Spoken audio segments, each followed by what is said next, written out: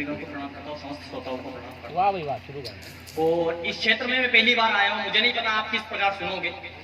और समस्त कवियों से भी माफी मांगता हूँ कि कविता सुनाने का पूरा मन है,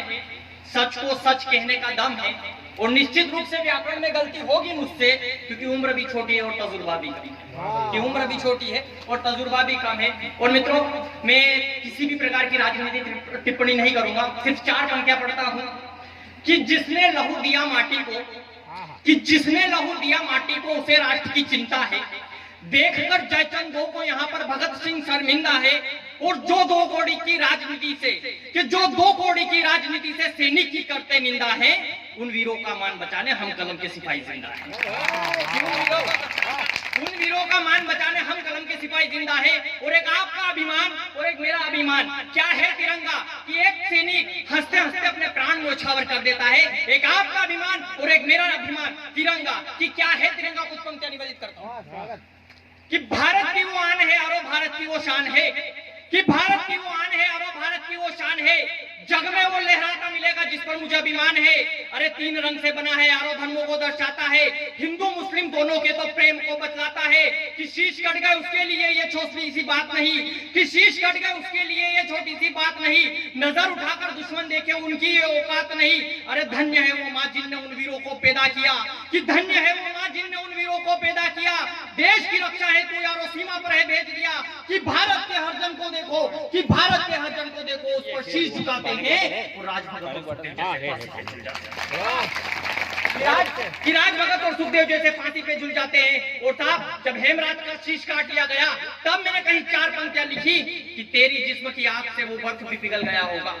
कि तेरी जिस्म की आग से वो बर्फ भी पिघल गया होगा, तेरे शौर्य की गाथा सुन भारत का सिंहासन डोल गया होगा। और कितना तड़पी होगी, और कितना तड़पी होगी वो माँ अपने बेटे का शव देखकर, जिसके घर के आंगन में सिर्फ बेटे का धड़ गया होगा, कि जिसके घर के आंगन में सिर्फ बेटे का धड़ गया होगा। और साथ एक कवि सिर्फ कल्पना कर सकता है, जब हेमराज का शीश कटा और जमीन पर गिरा होगा, तो वो अपनी माँ को हवाओं के माध्यम से क्या पैगाम भेजना चाहता होगा। एक कवि सिर्फ कल्पना कर सकता है कि हेमराज अपनी माँ के लिए क्या संदेश भेजना चाहता होगा, क्या पैगाम भेजना चाहता होगा। मैंने कल्पना करी साहब, मैं पंक्तियां पढ़ता हूँ कि हेमराज अपनी माँ के लिए क्या संदेश भेजना चाहता होगा, कि मुझे तुझ पर गर्व है माँ,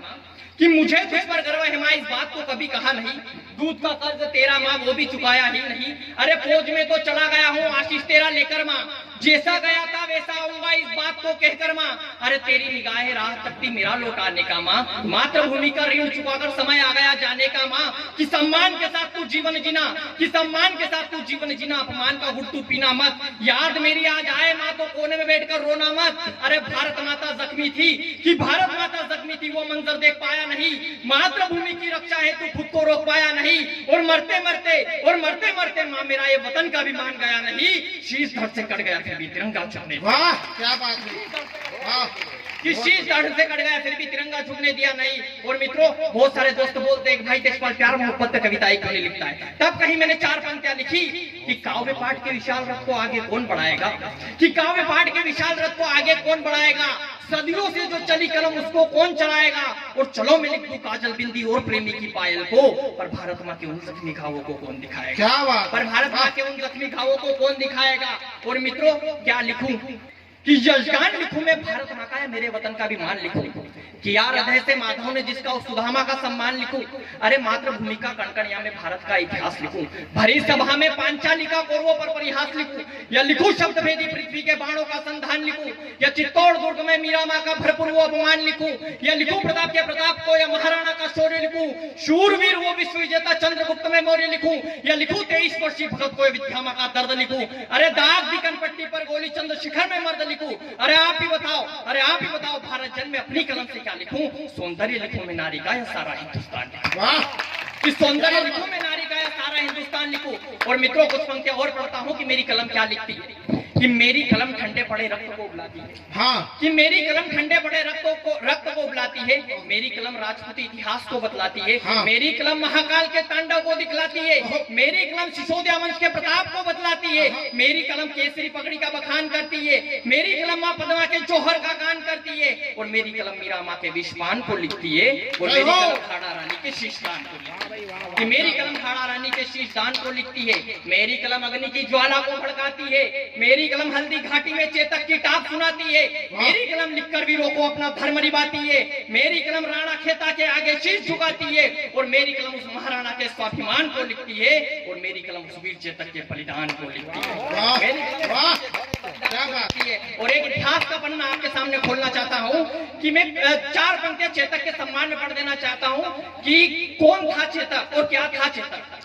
कि युद्ध भूमि में है जिसने प्राणों को है त्याग दिया, हाँ। कि युद्ध भूमि में है जिसने प्राणों को है त्याग दिया, महाराणा प्रताप का वो बड़ा ही दीवाना था, हाँ। हवाओं से तेज दौड़ता आंधियों को चीर देता, महाराणा प्रताप का वो वीर परवाना था, और हल्दी घाटी में है जिसने लहू को बहाया अपने, पहला और आखिरी वो देश का मतवाला था, और बराबर नहीं किसी के साधारण भी नहीं वो महाराणा प्रताप का चेतक। वाह वाह कि बराबर नहीं किसी के साधारण भी नहीं वो महाराणा प्रताप का चेतक निरा था। और मित्रों हुआ करते थे, और साहब घाव तो चेतक के बदन पर भी थे। तब कहीं मैंने पंक्तियां लिखी कि राणा सांगा जैसे घाव बदन पे लेकर अपने हवाओं के रुख को मोड़ कर चला गया,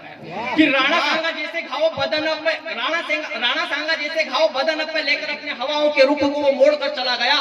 अश्क श्वेत लहू से लथपथ होकर के दुश्मनों का सर्वनाश करके चला गया, और क्षत्रियों की धमनियों